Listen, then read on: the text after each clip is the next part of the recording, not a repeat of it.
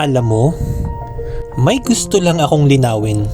Hindi ako nag-gym dahil gusto ko lang pumogi o maging macho. Matagal ko nang tinanggap na hindi mangyayari yon at matagal na akong mayabang para magpapogi pa. I go to the gym kasi gusto kong maging healthy para sa pamilya ko at para sa mga taong mahal ko.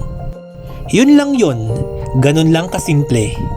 I embrace a healthier lifestyle because I want to live longer and be as strong as possible. Dahil ayaw kong iwan ang pamilya ko ng maaga.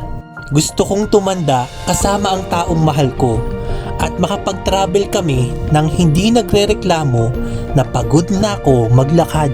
At gusto kong makipaglaro sa mga anak ko na hindi nagrereklamo na pagod na ako. Gusto ko silang kargahin hanggat pumapayag sila na magpakarga.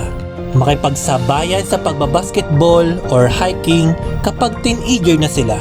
I want my future partner and kids to be with the best version of myself na kaya ko ibigay sa kanila. My future partner needs a healthy husband and my future kids needs a healthy dad. Because my family deserves the best. Ako ang mag-aalaga sa kanila at hindi ang ibang tao. Kaya habang maaga pa at bata ka pa, simulan mo na.